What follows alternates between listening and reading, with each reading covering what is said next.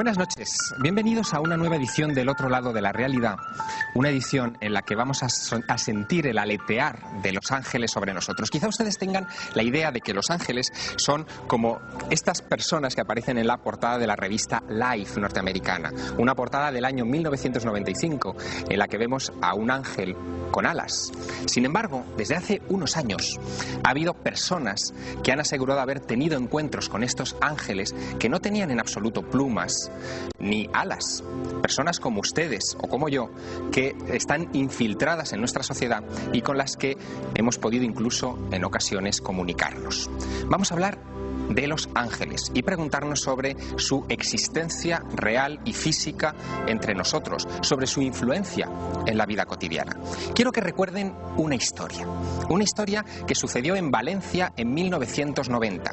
Un grupo de 4 jóvenes, a los que pronto se conoció como los Ángeles de Paiporta, aseguraron haber tenido un encuentro con un individuo que se les presentó en un bar de esa localidad valenciana y que se les presentó como Samael. Ese ángel, o ese supuesto ángel, les dictó un libro de 2000 páginas lleno de profecías y augurios para el futuro inmediato, tanto de España como del mundo. La noticia dio la vuelta a España, se publicó incluso en los grandes medios de comunicación internacionales y algunos de sus protagonistas llegaron a anunciar hechos muy concretos. En concreto, Luis Miguel Vilella, de 21 años, nos cuenta en una grabación de 1990 cómo fue ese primer encuentro con el ángel Samael. Empezó a decirnos cómo nos llevábamos y a decirnos cosas de nuestra personalidad. Empezó con nuestra personalidad, relaciones que teníamos, cómo éramos, cómo lo que pasaba en nuestra vida, y empezó hablando de cosas que nos habían pasado, cosas importantes en nuestra vida y cosas íntimas de esas que no le cuentas a nadie. Samael vestía pantalones vaqueros, camiseta, se les presentó, como les decía, en un bar de la localidad de Paiporta, en Valencia, y les anunció cosas increíbles. Por ejemplo, que antes de acabar 1992 sufriríamos 3 días de oscuridad total, que un crack en la bolsa de Tokio cambiaría el sistema económico de todo el planeta. Y anunció otras cosas. Escuchemos. Hasta diciembre se verían en el cielo de todo el mundo bolas luminosas que la ciencia nunca podría llegar a explicar. El Papa morirá. Posiblemente sea este año cuando muera el Papa. Aquellas profecías milenaristas no se cumplieron, pero quedó gravitando en la población la extraña sensación de que los ángeles podían convivir entre nosotros. Esta misma revista que les enseñaba, Life, publicaba una encuesta en la que aseguraba que el 69% de la población adulta norteamericana creía o cree en los ángeles y que un 32%, 3 de cada 10 personas, han sentido alguna vez la presencia de un ángel en sus vidas. Quiero presentarles a 3 personas que van a acompañarnos en los próximos minutos y que nos van a servir para ilustrar este misterio cotidiano. Una de ellas es Lucía Bosé. Lucía, buenas noches. ¿Qué tal? Lucía, ya la conocen ustedes, es actriz y además es la fundadora del Museo de los Ángeles en Turégano. Lucía, tú eres de las personas que afirmas que sí que nos podemos encontrar en cualquier momento con un ángel, Sí, ¿no? yo creo que hemos encontrado bastante, buenos y malos también, ¿eh? No te creas que todos son buenos, pero claro, yo no creo al ángel con la pluma como si fuera un pollo, no creo más en persona, como decías tú antes, ¿no? Como tú, como yo, como muchos. Y yo lo veo más como energía. Yo nunca he visto un ángel, nunca me apareció un ángel, como dicen, tienes un museo seguramente, no. Pero he sentido la presencia, siento su energía que me envuelve, la siento, veo la energía.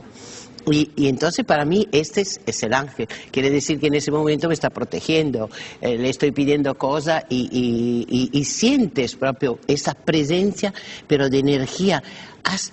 He oído hasta música, con lo que dicen la música celestial, esta música la he sentido. Y más cosas que a veces no lo decimos porque dicen, anda, a esta hora Lucía Bosé, ahora se le presenta el ángel o la Virgen María. No se lo creen. Entonces es mejor no decirlo, ¿no? Pero puedo decir estas pequeñas experiencias, no he tenido grandes experiencias. Quizá energía fue lo que apareció en una celda de Gran Bretaña hace algunos años a un convicto, a un presidiario, condenado a 25 años de cárcel por multitud de delitos, desde tenencia ilícita de armas, robo con agresión, en fin, un individuo poco recomendable en ese sentido. Un individuo que sintió una de esas energías, vamos a llamarlo así, en el interior de su celda y que le sirvió para cambiar de la noche a la mañana su vida. La vida de esta persona, de un señor que se ha venido a llamar Albert, ha sido investigada a fondo por nuestra siguiente invitada. Ella es María Vallejo Nájera. María, buenas noches. Hola, buenas noches. Eres escritora, licenciada en Pedagogía y autora de un libro de éxito, Un mensajero en la noche. Un libro que narra la historia de este señor, de este presidiario que cambió de la noche a la mañana prácticamente de vida. ¿Qué es lo que ocurrió?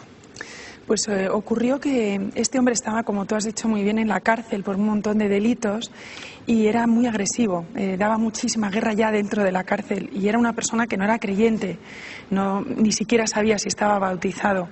Y cuando ya había cumplido 9 años de esa condena que tú has dicho, bueno, efectivamente le cayeron 25 años, pero al final cumplió 14 por una apelación al Supremo.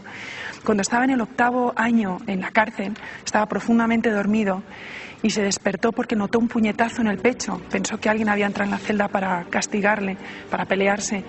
Se cayó de la cama y cuando abrió los ojos encontró a un ser angélico que le habló. Él dice que toda la celda se llenó de luz y bueno, pues a partir de ese momento la aparición duró unos 10 minutos nada más, luego desapareció todo. Lo interesante de la historia de Albert es que él se convirtió inmediatamente, o sea, él no sabía nada de religión, no era nada espiritual, cero prácticamente, y a partir de esa aparición él tuvo un hambre tremenda de saber de Dios. Y ahí ya pues un monje que estaba en la cárcel le empezó a explicar cosas de teología, se acabó totalmente convertido a la religión católica y yo ya le conozco cuando ha salido de la cárcel y está viviendo en un monasterio benedictino al norte de Londres preparándose para ser monje benedictino. Le conoces de una manera muy especial porque él convoca a una serie de periodistas para contar su historia y finalmente entre los 10 periodistas creo que erais, te elige precisamente a ti, ¿no? No fue realmente así, él es que ya era conocido porque había estado muchos años en la prensa por el AMPA. Entonces era como nosotros aquí en nuestra época de Lute, por ejemplo, cuando éramos pequeños, pues así salían los periódicos. Al convertirse y acabar siendo monje benedictino, muchos periodistas dijeron, qué extraño, vamos a verle. Y empezaron a aterrizar por el monasterio periodistas para pedirle su historia, para decirle, concédeme que yo escriba tu historia. Yo tuve la enorme suerte de ser uno de esos periodistas que fue a verle y me escogió a mí. Todavía me pregunto por qué, creo que es porque yo era la única católica. Luego seguiremos hablando de esta historia porque quiero presentarles a otra persona. Ella se llama Rosa Poveda, es vecina de Madrid, es auxiliar administrativa y es una persona como ustedes o como yo, perfectamente normal, que sin embargo ha tenido encuentros extraordinarios. Dice que ha sido capaz de contactar con seres angélicos y nos cuenta cómo se inició en este asunto. A lo largo de estos años he contactado con los ángeles, sobre todo con Anael, con Natael, que son los que comunican a través del tablero, en alguna ocasión con Miguel y con un ángel que se llama Lamed. Con mi guía espiritual que se llama Imahal, que ella sí ha pertenecido a este planeta Tierra y que ahora está en otro grado de evolución. Y en ocasiones pues hemos contactado con Jasnú, que es el guardián del barranco de Badajoz, de Tenerife. A Rosa le pedimos que nos explicara un poco mejor este asunto de cómo contactó con los ángeles. Ella utilizaba al principio un tablero parecido a la Ouija para establecer esas comunicaciones, pero pronto comenzaron a manifestarse incluso físicamente. Nos cuenta un encuentro físico parecido a este que tuvieron los chicos de Paiporta en 1990, muy peculiar. Las vías que he tenido para contactar con ellos al principio han sido a través del tablero, como más físico, a través de la escritura automática, a través de la meditación y por último contactos físicos que hemos tenido. Los contactos físicos no se han producido cuando nosotros hemos querido, sino realmente cuando ellos han sentido que tenía que ser así, ¿no? Pero en una ocasión yo estaba pasando por esa crisis que se llama la noche oscura del alma, ¿no? Y pensaba dejarlo todo. Y entonces en un momento yo salí del trabajo y alguien entró mientras yo estaba comprando tabaco con apariencia de mendigo y se acercó a pedirme dinero y entonces yo cogí el dinero para la máquina y lo otro que tenía suelto se lo di apenas sin mirarle Sí que tengo una breve noción de cómo era.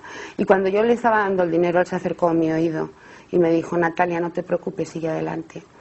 Y Natalia es como me llaman ellos. Nadie sabía entonces que me llamaban Natalia nada más que Los Ángeles. Entonces me quedé tan impactada que empecé: Natalia no me llama nada más que ellos, ¿no? Y cuando giré la cabeza él estaba saliendo del bar, y cuando yo salí del bar ya no estaba.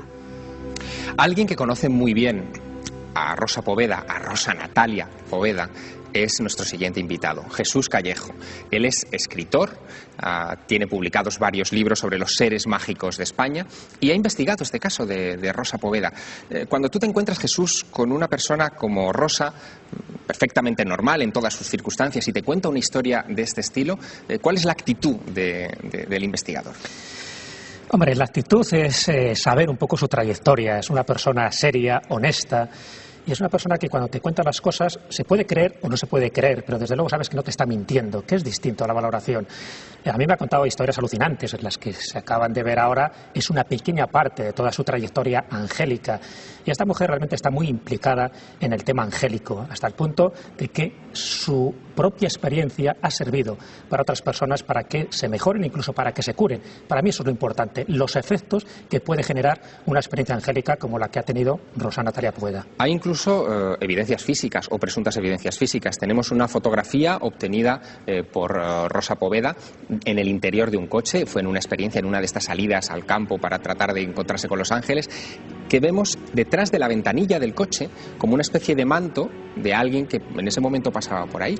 ¿Esto puede considerarse prueba de algo? ¿Los ángeles van con este tipo de túnicas o van con vaqueros como en Paiporta? Como en Paiporta. Bueno, fíjate que esta foto es curiosa porque se obtiene en un lugar mágico, que es en el Puig Campana, en Alicante. Sabes que es una zona, hace años, en los años 60, una zona caliente ufológicamente hablando, donde siempre han ocurrido cosas, y ella con dos amigas se acerca a este lugar porque, además relacionado con el mundo de los ángeles de Paiporta, relacionado con Miguel Ángel López Melgarejo, que él tuvo en el año 83 una experiencia en el Puig Campana, pues ella va allí para intentar contactar con estas experiencias angélicas. Y en un momento dado, según ella me contó, tiene la sensación de que alguien le está diciendo que coja la cámara. Estamos hablando de una noche fría, sin luna, sobre la 1 de la madrugada, no había nadie allí. Entonces ella sale inmediatamente del coche, coge la cámara y empieza a lanzar flashes y fotos al azar a su lado izquierdo del coche. En ese momento no se ve nada. Justo cuando lo revelan, aparece esa especie de túnica o de manto. Y yo la contaba, quería que me explicara si realmente eso era un ángel. Y ella me decía: no creo que sea un ángel, pero sí era una presencia espiritual muy fuerte, que yo creo que tendría la categoría más bien de maestro espiritual, más que de ángel. María, en la experiencia de Albert Michael que cuentas en tu libro, hay una cosa que a mí me llamó mucho la atención. Él estaba enclaustrado, encerrado en un módulo de alta seguridad de una prisión británica, con celdas a los lados, es decir, había otra gente ahí. ¿Esa gente notó algo el día que tuvo su encuentro con el ángel? ¿Vieron algo? ¿Hubo algo físico? Sí, esto fue muy importante para él, porque él en el primer momento pensó que se había vuelto loco. Y lo que ocurrió fue que los compañeros de pasillo, no de celda, porque las celdas yo las he visto, están en un pasillo así, en horizontal, vieron la luz, hasta el punto que se despertaron. Ellos se despertaron y creían que había alguien con un foco muy potente, empezaron a protestar. Y al día siguiente se lo dijeron: ¿cómo conseguiste tener un foco dentro de tu celda, que está prohibido? Porque en la cárcel, sobre todo la de Everthorpe, que es donde estaba él, a las 11 apagan y no hay electricidad ninguna, ¿no? Y él dijo: no, es que me ha ocurrido algo, pero todavía no se atrevió a contárselo a los compañeros, tardó meses en poder, pero estaba muy asustado y muy confuso al principio. Lucía, tú tienes este museo fantástico en Turégano, en Segovia. Irá muchísima gente a ese museo que ha tenido experiencias con ángeles.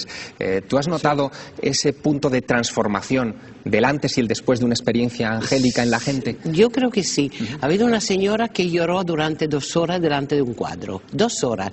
Y le pregunté: ¿pero por qué lloras? Dice: no sé. Y era un cuadro de niños, angelitos y todo así. Y empezó a llorar: no sé lo que me pasa, no me puedo despegar de este cuadro. Y lloró.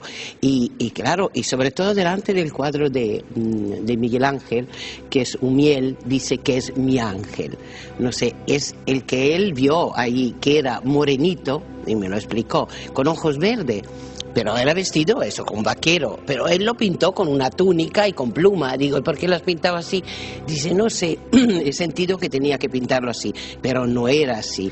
Pero claro, a mí lo que me extraña, que yo siempre digo, mañana me aparece un ángel y lo primero la atacaría enseguida, vamos, le diría, mira, no vengas con tontería, no me vengas a decir ahora que tengo que ser buena, que tengo que rezar, que tengo que ser... Dime algo importante, ¿por qué cuando aparece la Virgen, cuando aparece el ángel, nunca pueden decir lo que le han dicho? A mí me parece absurdo, sí dicen un mínimo, pero después las cosas más importantes, no lo podemos decir.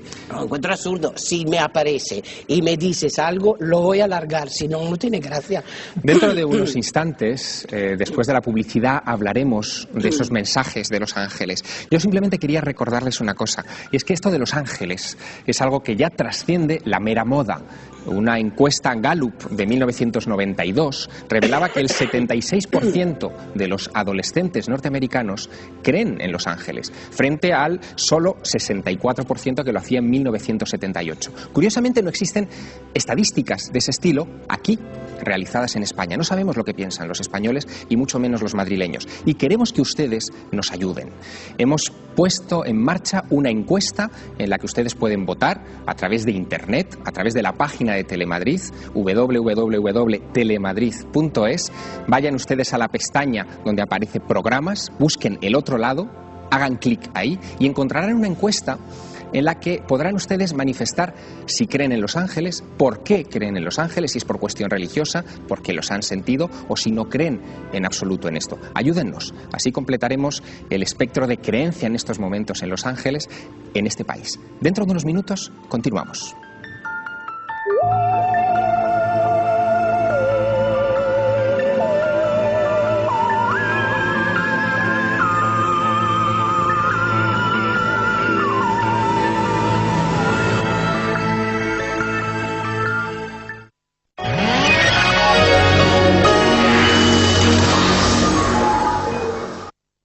Calles congeladas.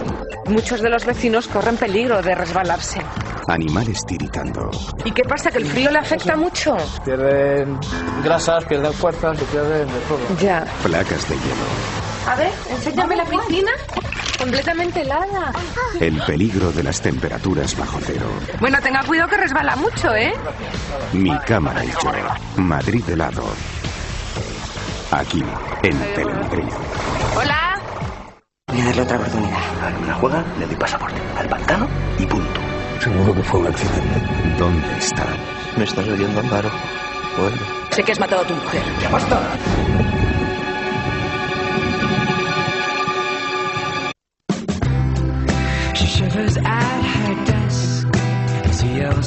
Fernando Sánchez Dragó.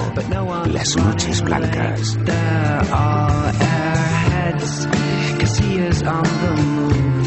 Madrid no duerme. En Telemadrid.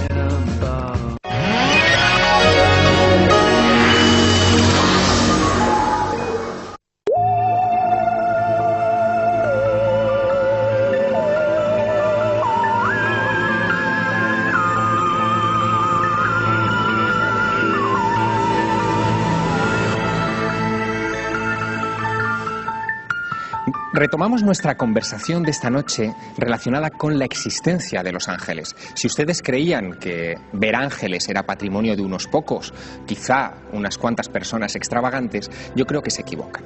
Y se equivocan porque hay muchas personas a nuestro alrededor, incluso del mundo de la ciencia o de la cultura, que han tenido esta clase de sensaciones. Ellos han experimentado la cercanía de un ángel, o al menos eso es lo que creen. Hemos hablado con un compañero de esta casa. Fernando Sánchez Dragó estrenaba hace poco su programa Las Noches Blancas en esta misma franja horaria de Madrid no duerme. Y a él y en su estudio acudimos para preguntarle por sus experiencias bien peculiares. Él tiene un consejo asesor, lo llama así, con el que contacta todas las mañanas antes de despertarse. Es algo etéreo, invisible, y dentro de ese consejo asesor, que nos lo explicará a continuación, se encuentra también un ángel, su ángel. Le escuchamos. Cuando yo estoy en alfa, antes de despertarme, en ese estado de duerme vela, efectivamente convoco lo que he dado en llamar mi consejo asesor. En él hay todas las personas en estos momentos están muertas, está mi padre, está mi madre, está pues un par de grandes amigos míos que también fallecieron, Francesco Bartoli y Guillermo Gutiérrez, está algún personaje conocido por los españoles como el padre Llanos, que fue otro personaje determinante en mi vida, y está mi ángel de la guarda, Jai se llama. Luego, si acaso, te contaré cómo me puse yo en contacto con este personaje. Es un personaje que ha envejecido, como yo mismo he envejecido, porque naturalmente mi primer contacto con él se produjo en los años infantiles, que es cuando sobre todo se produce el contacto con ese espíritu protector que nos acompaña. Tiene más arrugas en la cara, como tengo yo también más arrugas en la cara, pero todos estos personajes, capitaneados, digamos, por Jai, acuden a esa convocatoria, y entonces yo, durante un breve periodo de tiempo, que en realidad no es tiempo, porque cuando estás en ese estado alterado de la conciencia te sales fuera del tiempo, ahí consulto con ellos pues los que son los problemas a los cuales me voy a enfrentar a lo largo del día. Recibo consejos de mi madre, consejos de mi padre, consejos de esos amigos, consejos del padre Llanos y consejos sobre todo de Jai, de mi ángel de la guarda. Naturalmente habrá seguramente muchos espectadores que dirán, bueno, eso son fantasías de Dragó. Bueno, fantasías no son, porque es algo que realmente me sucede. Sí es posible que sean proyecciones de mi yo profundo que se manifiestan precisamente en ese estado de duerme-vela que vienen inmediatamente antes del estado de vigilia absoluta, que es aquel en el que en estos momentos me encuentro. Por supuesto, no pudimos resistirnos a la tentación de preguntarle cómo fue ese primer contacto con Jai. Él nos lo prometió y desde luego nos lo contó. Yo de niño, y esto pues todavía los miembros más ancianos de mi familia lo recuerdan, pues tenía pues esa especie de amigo que se llamaba Jai y que vivía debajo de la lengua. Yo creía que vivía debajo de la lengua y muchas veces pues yo estaba siempre enfrascado con él y hablaba y jugaba y me contaba cosas, y a veces, no sé, venía mi madre o venía quien fuera o venía la criada o venía un hermano mío y ¿qué haces ahí? No sé cuánto, que estás ensimismado, que estás, vente a jugar con nosotros, vente a lo que sea, incorpórate al grupo, y yo les contestaba con cajas destempladas, decía, dejadme en paz que yo estoy con Jai.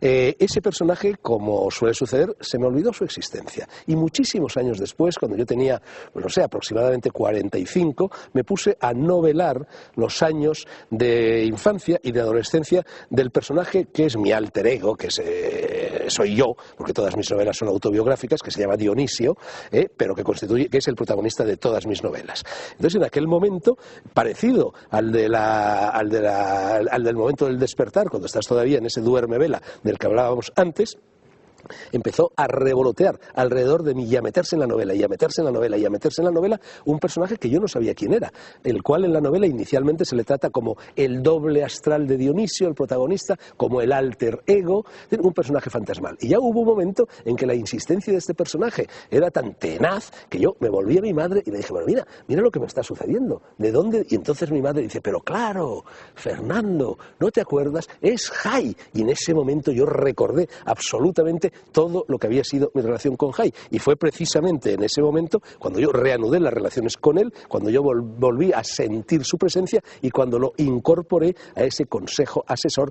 que todas las mañanas convoco para que me ayude a moverme por el laberinto de la vida. Nuestro incombustible Fernando Sánchez Dragó nos ha hecho una descripción intensa de sus encuentros con Jai en la infancia. Y quiero subrayar ese en la infancia porque es ahí donde se encuentra quizá una de las claves para comprender el fenómeno de los ángeles. Para hablarnos de esa clave, de cómo muchos de estos contactos empiezan precisamente en los años niños de una persona, hemos invitado a nuestra mesa de trabajo a Nuria López. Nuria López es autora de un libro, Voz de Ángel, en el que narra algunas de sus experiencias.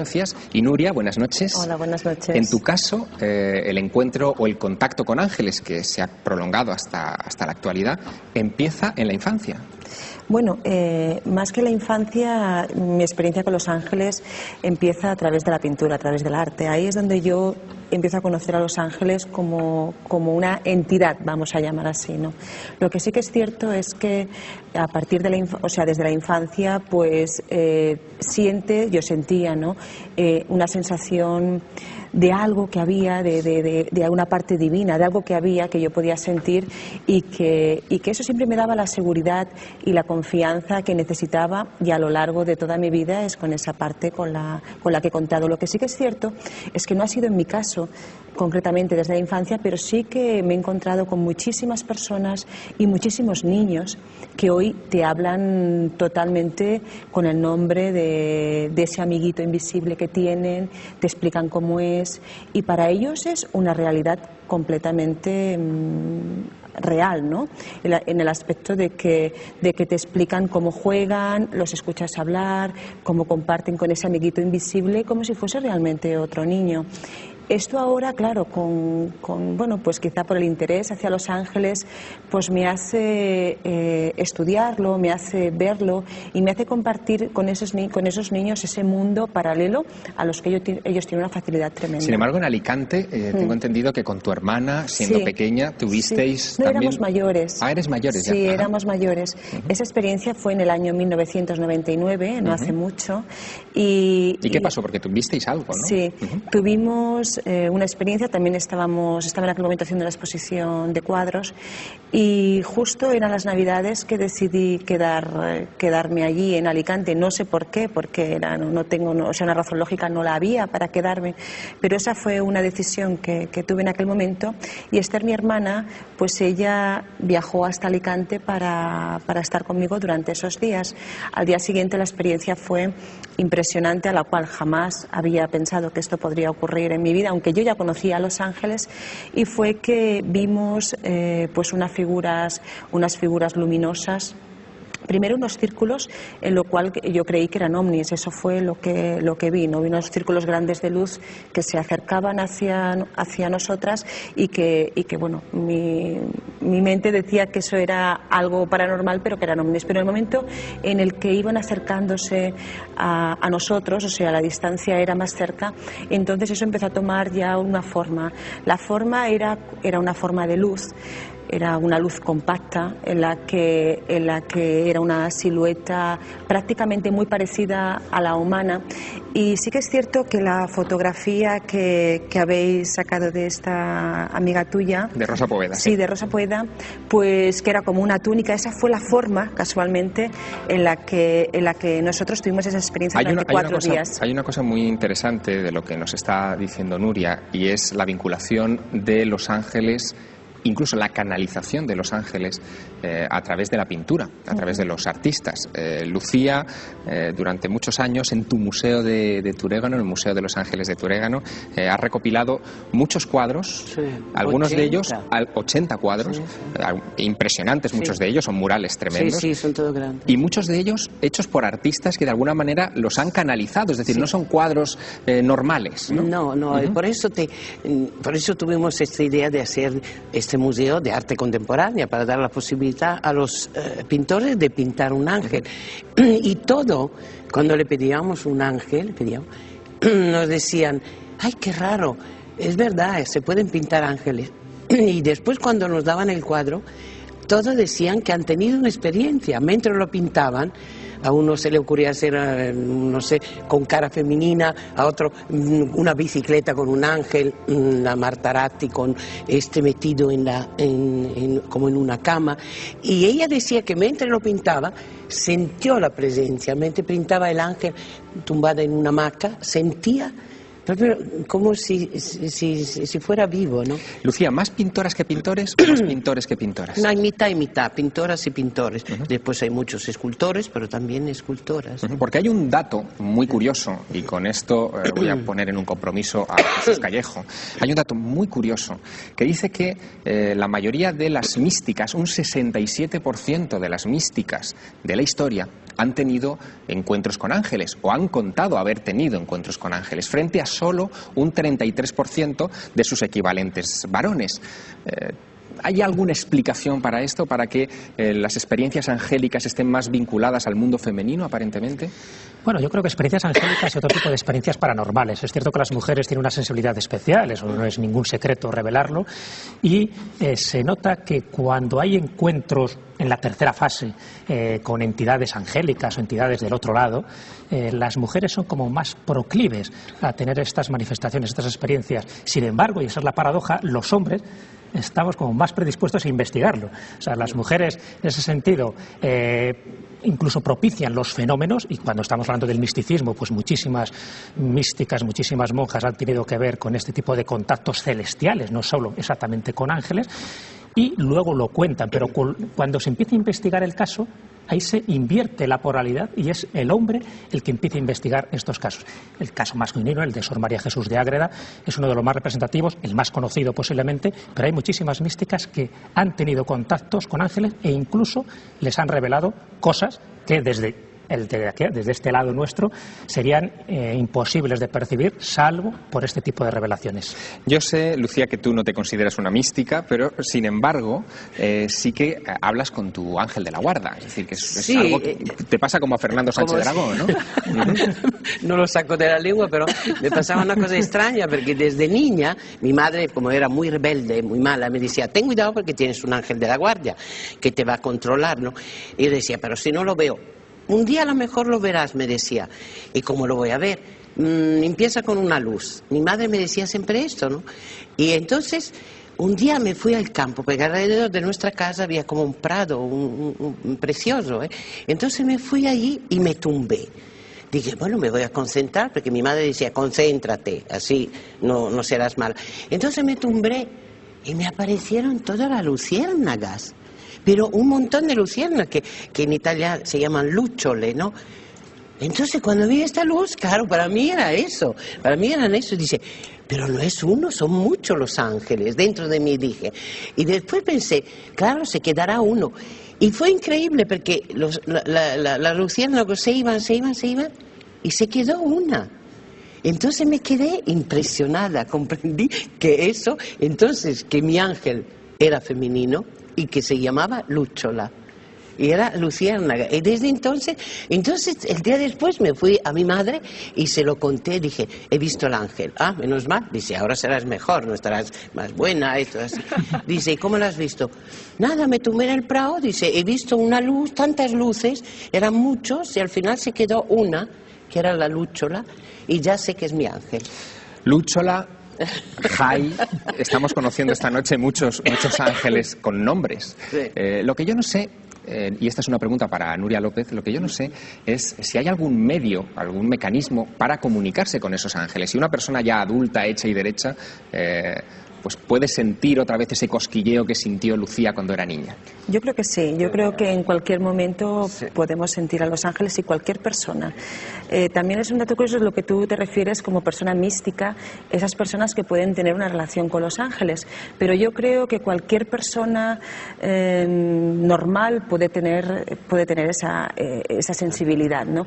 Y yo creo que la forma para poder llegar a ellos simplemente es importante estar en calma, por supuesto, pero siempre, como decía Lucía, estar un poquito atento, porque ellos te proporcionan muchas señales. O sea, de repente, cuando tú ves que algo está ocurriendo y que tú sientes desde tu interior que eso puede ser realmente tu ángel, ¿no? Hablas de las casualidades, por ejemplo, cuando se encadenan acontecimientos extraños. Claro, porque piensa de que ahora, en el siglo XXI, y con la presión que tenemos por las responsabilidades y obligaciones, como no sea una persona que trabaje realmente pues la meditación o la calma, o sea una persona que esté muy en equilibrio, es difícil estar en ese estado de paz. Porque, María, eso lo experimentaste tú, es decir, cadenas de casualidades o cosas raras mientras hiciste la investigación de este presidiario, de Albert Mike. Pero bueno, yo voy más allá, yo es que soy muy católica y siempre he creído en Dios, y yo creo que Dios ahí colocó todas las piezas para que yo conociera a esta persona y escribiera su historia. Llegó incluso, si no me equivoco, a ver tu ángel. Él llegó a ver mi ángel, sí. Ajá. ¿Cómo fue eso? Cuéntanos. Pues bueno, yo llevaba con él como 9 meses trabajando en la novela, y él me contaba, ¿no?, que sobre todo en la capilla y en el momento de la consagración a veces veía ángeles alrededor del altar, y entonces a mí me entró una curiosidad tremenda por saber cómo es el mío. Yo, como ha dicho antes Lucía, no he visto nunca a mi ángel, me encantaría, pero no hay manera. Y bueno, entonces un día le dije, Albert, por favor, ¿por qué no pides al Señor, ya que rezas tanto, pídele que por favor, uno de los ángeles que se te aparezca que sea el mío, para que luego me cuentes cómo es. Porque... Y él se ría mucho conmigo, ¿no? Y decía, pero María, eso no se puede pedir, tienes que pedirme que rece para cosas mucho más importantes, como que pare la guerra, los niños, el hambre. Yo no, yo quiero que tú reces porque yo quiero ver mi ángel. Siempre estábamos con esa broma, ¿no? Y entonces me dijo, bueno, yo no puedo pedir al Señor esa bobada, pero tú sí. Cuando tú te sientas muy protegida por el Señor, pues tú le puedes pedir que te envíe tu ángel a mi lado y que él consienta que yo lo vea para que yo te lo describa. Yo voy a misa todos los días, me siento muy protegida, sobre todo en la hora de la consagración, en la comunión. Y dije, bueno, en este momento que estoy muy acompañada de Dios, le voy a pedir al Señor que se vaya mi ángel. Pero recuerdo que le decía, ven pronto porque se acaba la misa y yo no quiero estar sin mi ángel. Y entonces con esa broma estuvimos bastante tiempo, yo le llamaba, Albert, ¿has visto a mi ángel? Y me decía, no. Ay, qué raro, pues te lo he mandado en la misa ayer, en la misa de Dios. Venga, a mandarle al ángel nada. Y cuando ya me aburrí de mandar, porque dije, pues esto no funciona. Ya habían pasado como 3 meses o 4, muchísimo. Y de repente me llama un día. Estaba yo en mi casa con mis niños. Me llama corriendo, María, que te tengo que contar una cosa que ha pasado. Pero bueno, ¿qué ha pasado? Y dice, pues bueno, hoy salía de la capilla, era el último de la cola, los monjes salen todos en fila alrededor del claustro. Dice que en el momento de girar en la última esquina del claustro, que perdió la visibilidad del último monje que estaba delante de él. Y que notó como que estaba en otra esfera, digamos.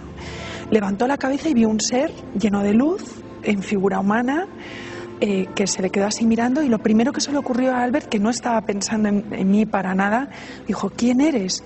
Y le dijo, así como diciendo, pues el ángel de María, como diciendo, no lo habéis pedido matar, ¿cómo te extrañas? Soy el ángel de María, y desapareció. No dio su nombre. No dio su nombre.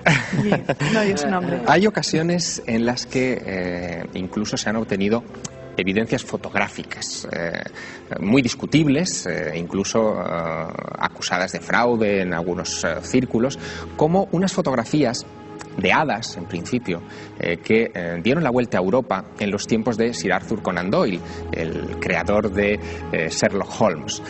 Jesús Callejo, tú también eres experto en este asunto de los seres elementales, de las hadas, los duendes, los gnomos. Has escrito libros dedicados monográficamente a estas criaturas en España. Este asunto de las hadas de Cottingley, ¿cómo hay que valorarlo? Bueno, pues las fotos son falsas, o sea que eso ya no es ningún secreto. Las niñas que vieron y tuvieron esta experiencia en este jardincito de Cottingley, Inglaterra, cerca de Bradford, pues contaban que ellas veían hadas y que tuvieron este tipo de encuentros y quisieron aportar la prueba fotográfica.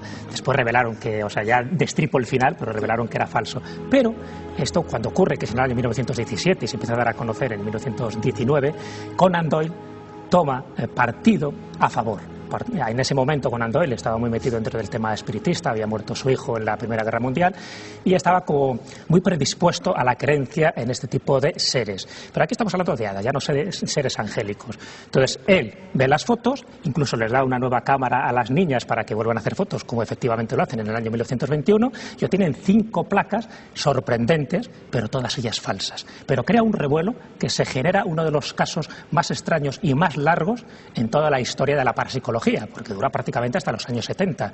Pero cuando a las niñas le dicen, ya no tan niñas, cuando ya eran mayores, dice, bueno, pero realmente las fotos eran falsas, se sabe que eran recortes de periódicos que los habían intercalado, pero realmente veíais a las hadas de Cottingley, y una de ellas, Frances, comentaba, dice, las veíamos. Lo que pasa es que teníamos tanta necesidad de que nos creyeran que tuvimos que preparar todo este montaje fotográfico. Y a la pregunta de, bueno, ¿cómo eran realmente? Porque así no son, esas son hadas victorianas. ¿Cómo eran? Dice, no lo puedo describir, pero sé que eran entidades energéticas que tenían movimiento, sonido, color y producían una sensación de felicidad. Eso eran las hadas. Llamémosle hadas, llamémosle ángeles, en fin y al cabo hay muchos paralelismos entre ambas experiencias. Lo cierto es que en un siglo como este, dedicado a la tecnología y a la razón y a la ciencia, los esfuerzos más notables consisten en buscar pruebas físicas de todo esto. Aunque quizá en este campo buscar pruebas físicas sea un poco inocente, porque estamos hablando de algo sutil. En todo momento hemos estado hablando de luces, de presencias, de sensaciones. Ahora bien, hay algunas muestras en este país consideradas reliquias tradicionales que tienen que ver con obras de ángeles. Jesús nos ha traído algunas imágenes, por ejemplo, la de una cruz que se encuentra en la Capilla Real de Oviedo, que sería una de esas obras supuestamente creadas por ángeles, ¿no? Claro, fíjate que cuando estamos hablando de ángeles es verdad que corremos el riesgo de hablar de algo muy sutil. Bueno, los ángeles al fin y al cabo son incorpóreos, no se dejan fotografiar, pero han dejado alguna prueba física. Entonces, las pruebas físicas son aquellas imágenes religiosas que a lo largo de los años, de los siglos, dice la leyenda, dice la tradición, que han ejecutado. Y se puede dividir como en varias categorías. Las cruces, esta es la famosa Cruz de los Ángeles que se conserva en la Cámara Santa de la Catedral de Oviedo, que la tradición atribuye a un ángel que se le aparece a Alfonso II el Casto. Por entonces él estaba barruntando la posibilidad de hacer una de estas cruces y mira tú por dónde esas casualidades que no existen, que más bien son causalidades, aparece este peregrino y se ofrece a hacerle la mejor cruz que haya visto sus ojos. Y efectivamente, le da la madera, le da las joyas, le da el oro y le mete en una celda y la cierra por si acaso. Dice, ¿no? Hay mucho dinero aquí, hay muchas joyas, no va a ser que este peregrino se me vaya, ¿no? Le encierra con llave y al día siguiente no hay ningún ruido, no hay nada, y manda pues a un cortesano para que acuda a la celda, al taller, para ver qué ocurre con este peregrino. Y cuando abre la celda, se encuentra que allí no está el peregrino, pero sin embargo está esta cruz, según dice la leyenda, flotando en el aire y con una luminosidad tremenda, hasta el punto de que lo que hace es que Alfonso II manda que se ponga una especie de coraza de oro y que se coloque en la Catedral de Oviedo, y esto ocurre en el año 808. Bueno, pues posteriormente, entre los siglos XV y XVII, hay otros peregrinos que no se encargan de hacer cruces, sino que se encargan de hacer imágenes religiosas que son vírgenes o cristos. Y con eso cerramos el círculo. Empezábamos el programa hablando precisamente de ángeles de aspecto humano, de carne y hueso, parecidos a este peregrino de la Cruz de los Ángeles, y lo cerramos hablando de nuevo de ángeles que parecen estar infiltrados entre nosotros. Gracias, Jesús Callejo, por habernos acompañado. Os pido al resto que os quedéis unos minutitos en la mesa, porque estos instantes finales del otro lado de la realidad los vamos a dedicar precisamente a la comunicación con todos ustedes. Si los ángeles son mensajeros, son los que traen las buenas noticias, viene de ahí el término ángel, de ángelos. Nuestra mensajera particular, nuestra ángel particular cada semana es Carmen Porter. Buenas noches, Carmen. Buenas noches, Javier, qué piropo. De verdad, más quisiera yo.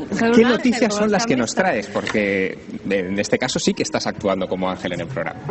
Pues yo traigo noticias, pero no son tan buenas ni tan blancas como Los Ángeles. Son más bien más oscuras, del lado oscuro. Misterios. Misterios fotográficos, sobre todo, Javier, porque nos están llegando muchas imágenes para que las analicemos. Una de ellas nos la enviaba Fran Sotoibo. Dice que a él se la envió un amigo. Es una casa abandonada donde se ve un supuesto ente, espíritu de una mujer justo en la puerta. Javier, hemos analizado esa fotografía. Hay que decir que según nuestros analistas informáticos es de muy baja resolución, cosa que ya escama porque es más difícil hacer los análisis, pero que se trata de un fraude. Este es el análisis, digamos, o sea, se invierten los valores de la luz en la imagen para ver si hay perfiles que demuestren que sea una superposición. Incluso las imágenes y aumentarlas, se ve que es un modelo, una fotografía pegada justo en la puerta para hacer creer que es una aparición cuando no lo es. Es decir, un fraude de los muchos que corren por internet. Ajá, es decir, que la vamos a archivar en la carpeta de fraudes y no le vamos a prestar más atención. Ninguna. Perfecto. ¿Qué más hay? Porque también hay fotografías curiosas, ¿no? Sí, raras. Tenemos una fotografía muy curiosa que nos mandaba Benja. Él dice que pues estaba en casa de su suegra, en Cuenca, y estaban haciendo fotografías a la casa. Una de esas fotografías se la hacen a la chimenea. Y fíjate, Javier, qué es lo que sale. Es curiosísimo, porque se ve perfectamente cómo hay un rostro entre las ascuas. Aquí sí que te puedo decir que según los análisis realizados informáticos no hay ningún fraude, es una casualidad, es debido al azar. Un ángel. Hablábamos de las casualidades angélicas. Puede ser un ángel, ¿por qué no? Pero fíjate que es curioso porque él nos dice no solamente que vio la cara, sino que su mujer lo reconoce como si fuera su padre fallecido. Con lo cual ahí ya estamos ante un caso menos explicable. Y también tenemos otra imagen que queríamos mostrar, también enviada por uno de nuestros espectadores. Cuéntanos, porque esa también es bien curiosa. Esta es muy, muy, muy curiosa y aquí sí que no podemos hablar en ningún momento de que sea un montaje fotográfico o de que alguien nos haya querido gastar una broma o meternos una foto como verdadera. Juan Antonio Iglesias nos la manda de Sevilla, que además nos ve a través del cable, nos dice... Y fíjate, estaban probando su cámara nueva en casa de un amigo y mira lo que les sale. Los análisis dicen que se trata de una energía que es una forma con volumen. Fíjate, aquí vemos cómo la han analizado y cómo se ve esa forma, que no saben a qué es debida. Sí, contrasta mucho con el resto de la luz de la estancia, ¿no? Es una luz como más sólida, digamos. Efectivamente, pero tiene forma y volumen, según nos han dicho los expertos. Dice que no puede ser debido ni al rebote del flash, ni al ángulo de la luz, ni a ninguna anomalía de la lente. Con lo cual, estamos ante un fenómeno muy curioso que seguiremos investigando en el Javier. Nosotros hemos abierto esta línea para todos ustedes para que nos manden sus imágenes y que nosotros podamos irlas analizando y mostrando que efectivamente el otro lado de la realidad está más cerca de nosotros de lo que pensamos. Si hay espectadores que quieren enviarnos esas imágenes, Carmen, ¿a dónde tienen que dirigirse? Pues hay dos vías, que es muy fácil. La primera es a través del mail, que es madrid.elotrolado@telemadrid.es. La vuelvo a repetir, madrid.elotrolado@telemadrid.es, y si no, pues por correo postal normal. El Otro Lado, Telemadrid, Paseo del Príncipe número 3, 28223, Pozuelo de Alarcón, Madrid. Hemos inaugurado también una nueva vía de participación con todos ustedes, que es a través de la página web de Telemadrid, para que respondan a una encuesta a la que queremos dotarle de cierto valor sociológico sobre las creencias de ustedes en Los Ángeles. ¿Cómo deben hacer para buscar esa encuesta y votar en ella? Pues es muy facilito, Javier. Tienen que ir a la página de Telemadrid, que es www.telemadrid.es. Allí va a programas, se mete en el que pone El Otro Lado de la Realidad y allí encontrará encuesta. Eso le llevará pues a votar. ¿Creen Los Ángeles? ¿No creen Los Ángeles? Daremos los resultados a ver qué es lo que piensa la gente, qué es lo que piensan los espectadores. Y Carmen Porter, que es una intrépida redactora de este programa, también ha conseguido una noticia en estos días muy curiosa, muy singular, que tiene que ver con el caso precisamente que ha investigado María Vallejo Nájera y que ha consagrado a su libro. Carmen, cuéntanos esta noticia, ¿qué es lo que nos dice? Pues fíjate, Javier, yo me encontraba con esta noticia que además, fíjate cómo es el titular: del IRA al sacerdocio. Un preso era jefe del armamento del IRA en los años 70, envió incluso cartas bombas a obispos, a miembros de la Iglesia, y de repente ahora dice que se quiere convertir en sacerdote. Alguna experiencia ha cambiado su vida y quiere pasar de hacer el mal incluso contra la Iglesia, porque él había atentado en diferentes ocasiones contra esta entidad, para incluirse en ella y ayudar a la gente, y así pues los pecados que él dice que cometió de alguna manera que se vayan. Muchas gracias, Carmen. Muy breve, María, ¿esto es frecuente? ¿Están pasando estas cosas? ¿Vivimos tiempos especiales? ¿Ocurren conversiones de este estilo? No lo sé. Yo desde luego creía cuando conocí a Albert que era un caso único, pero a raíz de las conferencias que doy, las presentaciones, ha habido sacerdotes vestidos de calle, o sea, que no habían venido de clericman, que detrás de la conferencia al final se me han acercado y me han dicho: soy el sacerdote de la cárcel X, no lo voy a decir, y tengo 2 presos con esta experiencia, lo estoy investigando y ya me ha pasado 2 o 3 veces. O sea que, gracias, bueno. María Vallejo Nájera. Gracias también, Lucía Bosé. Gracias, Nuria López. Ya ven ustedes que Los Ángeles parecen estar revoloteando cerca de nosotros. Lo único que hay que hacer es, como siempre, abrir bien los ojos y estar muy atentos. La semana que viene volveremos con más misterios. Acompáñenos. El Otro Lado de la Realidad siempre tiene sorpresas.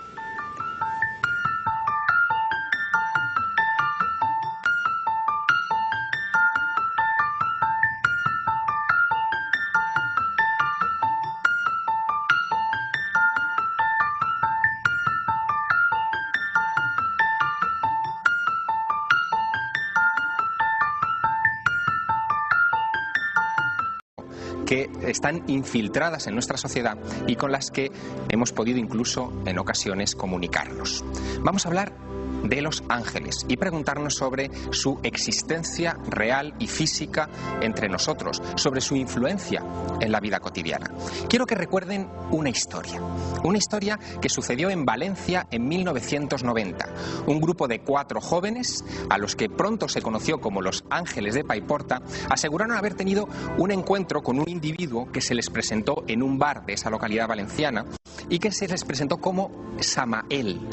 Ese ángel, o ese supuesto ángel, les dictó un libro de 2000 páginas lleno de profecías y augurios para el futuro inmediato, tanto de España como del mundo. La noticia dio la vuelta a España, se publicó incluso en los grandes medios de comunicación internacionales y algunos en Turégano.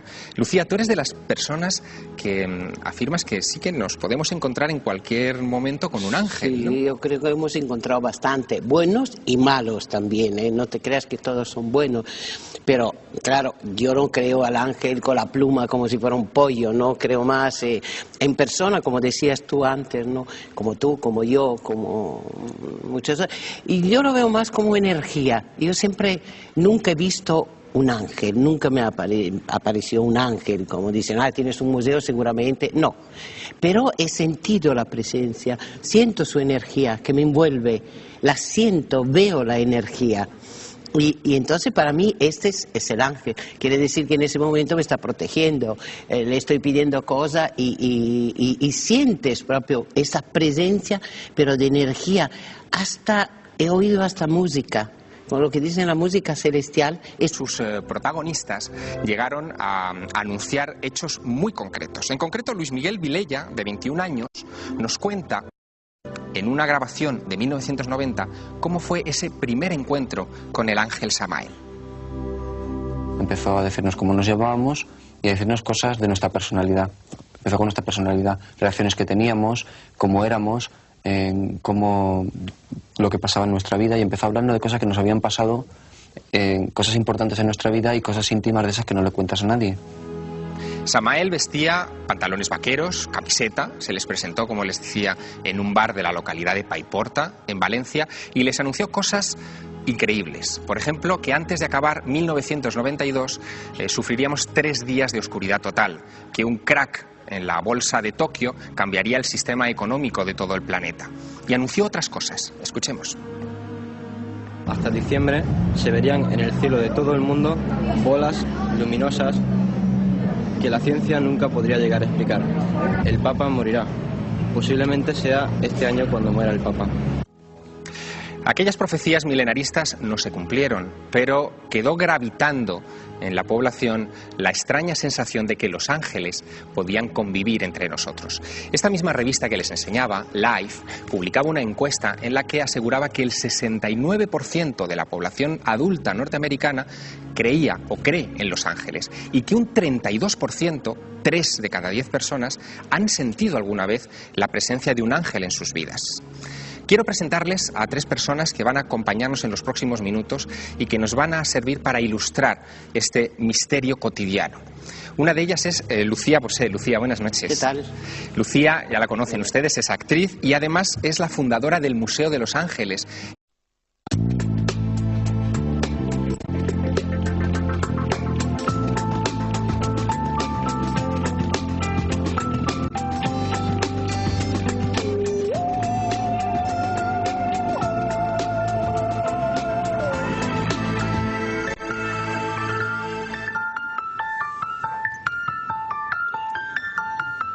Buenas noches, bienvenidos a una nueva edición del Otro Lado de la Realidad, una edición en la que vamos a sentir el aletear de los ángeles sobre nosotros. Quizá ustedes tengan la idea de que los ángeles son como estas personas que aparecen en la portada de la revista Life norteamericana, una portada del año 1995 en la que vemos a un ángel con alas.